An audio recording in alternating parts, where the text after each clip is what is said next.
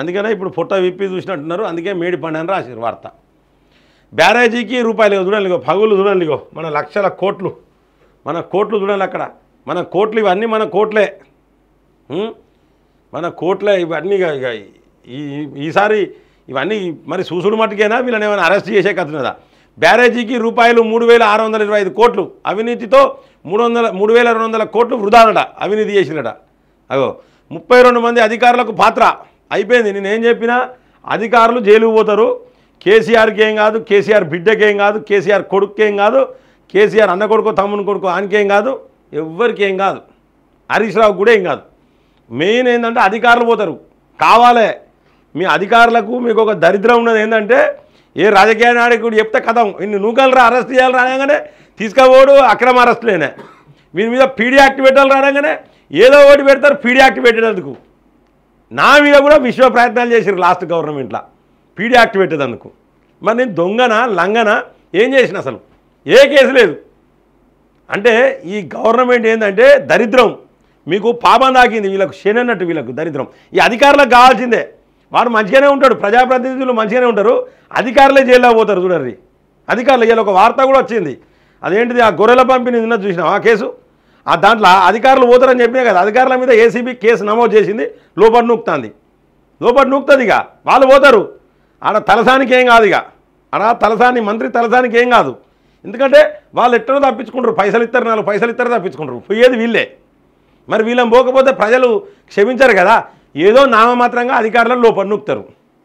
చాలామంది నన్ను ప్రశ్నించేది, చాలామంది నేను ఒక ఆర్గనైజేషన్ పెట్టినప్పుడు నన్ను ప్రశ్నించేది చాలామంది, ఏమనంటే నువ్వు ఎప్పుడు చూసినా అధికారులు వెంబడి పడతావు, మరి రాజకీయ నాయకులు కూడా అవినీతికి పాల్పడతారు కదా అని.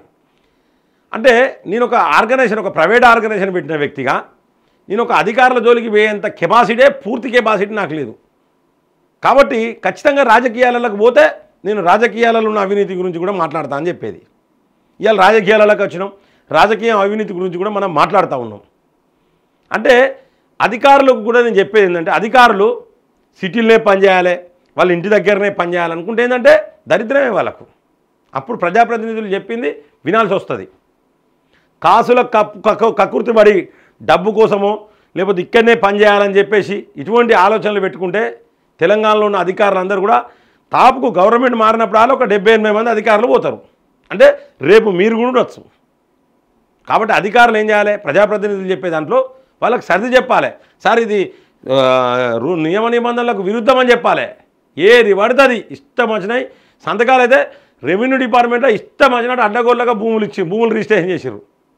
మా అనుకోకుండా వరంగల్లో కూడా చాలా రిజిస్ట్రేషన్ చేశారు గత ప్రభుత్వంలో చాలా జరిగినాయి తప్పుల తరకాలు. హైదరాబాద్లో జరిగినాయి, ఎన్ని చోట్ల జరగలే. జనగాంలోనైతే పాత ఎమ్మెల్యే ముత్తిరెడ్డి యాదగిరెడ్డి బిడ్డ ఆమెనే చెప్పింది, మా డాడీ అనవసరంగా నా పేరు మీద చేసింది, ఇది గవర్నమెంట్ భూమి తిరిగి ఇచ్చేస్తానని చేసింది. అంటే ఎంత దారుణం అంటే ఈ యొక్క అధికారులు ప్రజాప్రతినిధులకు తొత్తులుగా మారిళ్ళు. ఇక అధికారుల కింద చోటామోటా పనిచేసేవాళ్ళు ఉంటారు కదా, ఈ యొక్క రికార్డ్ అసిస్టెంట్లో లేకపోతే జూనియర్ అసిస్టెంట్లో సీనియర్ అసిస్టెంట్లో ఉంటారు కదా, పెద్ద అధికారుల కింద పనిచేసేవాళ్ళు. వీళ్ళు ఏం చేస్తారంటే వాని లక్షల సొమ్ము వీడు మోసుకపోతాడు, వీనికో 5,000 2,000 వీడు కూడా పోతాడు జైలుకు మోసుకపోయినందుకు. కాబట్టి చిన్న ఉద్యోగులకు కూడా చెప్తున్నాం, అధికారులకు చెప్తున్నాం, ఏది కరెక్ట్ అయితే అది పనిచేయండి. జీతం మీద బతకడం నేర్చుకోండి. జీతం సరిపోకపోతే జీతం ఎక్కువ రావాలని కొట్లాట చేయాలి, మనం ఉద్యమాలు చేయాలి, సంపాదించుకోవాలి. తప్పితే ఈ విధంగా అక్రమ మార్గంలో పోతే పైసలు వస్తాయి అనుకుంటే జైలుకే పోతారు. ఇలా పోతారు. ఇక చూసిరా 32 మంది అధికారులకు పాత్ర అంటే 32 మందిని మేము లోపల నూపుతాం అనేది క్లియర్గా చెప్తూనే ఉన్నారు. క్లియర్గా బ్యారేజీ నిండా సమస్యలే, రిపేర్ చేసినా నిరుపయోగమే, విజిలెన్స్ ప్రాథమిక అంచనా త్వరలోనే మధ్యంతర నివేదిక, మరమ్మతులకు 500 కోట్ల పైన. వెరీ గుడ్, మంచిగా వీళ్ళకి కూడా మంచిగా ఈ మరమ్మతులు చేస్తే పైసలు వస్తాయి. అలా అంచనా వేసిన నిర్మాణ సంస్థ. మేడిగడ్డ ప్రాజెక్టు నిర్మాణంలో జరిగిన అవినీతితో రూపాయలు 3,200 కోట్లు వృధా అయినట్లు విజిలెన్స్ అండ్ ఎన్ఫోర్స్మెంట్ విభాగం ప్రాథమిక అంచనాకు వచ్చింది. మరి ప్రాథమిక అంచనాకు వచ్చినాక ఎందుకు ఇంకా స్టార్ట్ చేస్తలేరు? స్టార్ట్ చేయాలి. ఇలా ఎవరెవరికి పోయినాయి పైసలు, ఏమేం చేసిరు అనేది. ఈ వ్యవహారంలో 32 మంది అధికారుల పాత్ర ఉందని నిర్ధారించింది. తొలుత మరిన్ని బ్లాక్లో సమస్యలు ఉన్నట్లు ప్రాథమిక అంచనాకు వచ్చినా ఇప్పుడు బ్యారేజీ మొత్తం సమస్యలు ఉన్నట్టు తేల్చింది. మొత్తం బ్యారేజీ మొత్తమే సమస్యలున్నాయట. చూడండి, మరమ్మతులు చేసినా నిరుపయోగమేనని విజిలెన్స్ భావిస్తుంది. ఈ మేరకు ప్రభుత్వానికి త్వరలో మధ్యంతర నివేదికను అందజేసేందుకు సిద్ధమైంది. త్వరలో ఎందుకు ఇమీడియట్లీ ఇవ్వచ్చు కదా, ఏమున్నది అలా. కాళేశ్వరం ప్రాజెక్టులో భాగంగా నిర్మించిన మేడిగడ్డ బ్యారేజీ కుంగిపోవడంపై విజిలెన్స్ విచారణకు ఈ నెల 7న ప్రభుత్వం ఆదేశాలు జారీ చేసిన విషయం తెలిసిందే. ఆ తర్వాతి రోజు నుంచే విజిలెన్స్ అధికారులు బృందాలుగా విడిపోయి విచారణను వేగవంతం చేశారు. ఈ నెల 9న రాష్ట్ర వ్యాప్తంగా 10 ప్రాంతాల్లో సోదాలు చేపట్టారు. 45 కేటగిరీలో సమాచారాన్ని నీటిపారుదల శాఖ అధికారుల నుంచి సేకరించారు. హైదరాబాద్లో ప్రధానంగా ఈఎన్సీ నేతృత్వంలోని ప్రాజెక్ట్ అండ్ మానిటరింగ్ విభాగం, నీటిపారుదల శాఖలోని సెంట్రల్ డిజైన్ ఆర్గనైజేషన్, హైడ్రాలజీ విభాగంలో సోదాలు చేసి కాళేశ్వరంతో ముడిపడి ఉన్న ఫైళ్లను స్వాధీనం చేసుకున్నారు. 2వ పేజీ. రోజువారీగా అధికారులను విచారిస్తోంది. విచారణ పురోగతిని ఏ రోజుకు ఆ రోజు ప్రభుత్వానికి నివేదిక రూపంలో అందజేస్తుంది. ఇప్పుడు విజిలెన్స్ అధికారులు మధ్యంతర నివేదికను సిద్ధం చేస్తున్నట్లు సమాచారం. మేడిగడ్డ బ్యారేజీలో 11 పిల్లర్లు దెబ్బతిన్నాయి. రూపాయలు 3,625.82 కోట్లతో బ్యారేజీని నిర్మించగా అందులో రూపాయలు 3,200 కోట్ల వరకు వృధా అయ్యాయి. చూసినరా ఈ వ్యవహారం మొత్తం వల్ల మంచుకున్న ఒక 400 కోట్లే ఖర్చయింది. వెనుక 32 మంది అధికారుల పాత్ర ఉంది. నిర్మాణ సమయంలో ప్రతి అధికారి ఈ వృధా ఖర్చులకు బాధ్యత వహించాలి. నువ్వు కానీ మంచిగా ఆస్తులు తీసుకుపోయి జైళ్ళను కాలే దరిద్రం పోతుంది. ఈ యొక్క మేడిగడ్డ బ్యారేజీల అధికారులు ఇది చూసన్నా మీరు అందరూ మారండి, మిగతా వాళ్ళందరూ మారండి. నిర్మాణ సమయంలో ప్రతి అధికారి వృధా ఖర్చులకు బాధ్యత వహించాలి అని నివేదికలో స్పష్టం చేసినట్లు తెలిసింది. ఇక మేడిగడ్డకు మరమ్మతులు చేసినా అది వృధా ప్రాజెక్టుగానే ఉంటుందనే నిర్ణయానికి వచ్చినట్లు సమాచారం. కాగా మేడిగడ్డపై సిట్టింగ్ జడ్జితో విచారణ జరిపించాలంటూ ప్రభుత్వం ఇప్పటికే హైకోర్టు ప్రధాన న్యాయమూర్తికి లేఖ రాసింది. బ్యారేజీ నిండా సమస్యలే. కాళేశ్వరం ప్రాజెక్టులోని మేడిగడ్డ బ్యారేజీ కుంగుబాటు ఒక్క బ్లాకుకే పరిమితం కాలేదని మరిన్ని బ్లాకులకు విస్తరించిందని విజిలెన్స్ గుర్తించింది. బ్యారేజీ కుంగుబాటు గల కారణాలపై ప్రస్తుతం పరీక్షలు చేస్తుండగా తాజా నివేదిక ప్రకారం మహారాష్ట్ర వైపు ఉన్న బ్లాకులన్నింటిలో సమస్యలు ఉన్నట్లు తేలింది. ప్రస్తుతం ఎలక్ట్రో రెసిస్టివిటీ టెస్ట్ పరీక్షలు జరుగుతున్నాయి.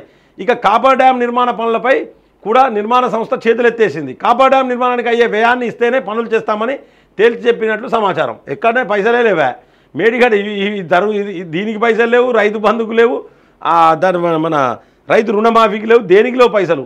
ఇంకా నయం బడ్జెట్ ఏం పెట్టినాడంటే ఒక 4,000 కోట్లు కావాలి ఆర్టీసీకి అని చెప్పి పెట్టిరట. 4,000 కోట్లు తీసుకోరు, ఏమున్నది ప్రజల సొమ్మే కదా తీసుకునేది. 4,000 కోట్లు కావాలి. ఇవన్నీ తెలియవా ముందు? ఎందుకు ఇంత దరిద్రం? అధికారంలోకి రావడానికి ఏది పడితే అది ఇది చేస్తామన్నారు చూసిన, అది పాపం, దరిద్రం కూడా మీకు. చూడండి, మేడిగడ్డ బ్యారేజీ మరమ్మతులకు రూపాయలు 500 కోట్ల పైనే ఖర్చు అవుతుందని ప్రాథమికంగా అంచనా వేశారు.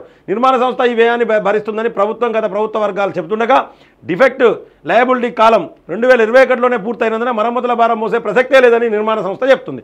వాళ్ళ రూల్స్ అండ్ రెగ్యులేషన్స్ వాళ్ళవి.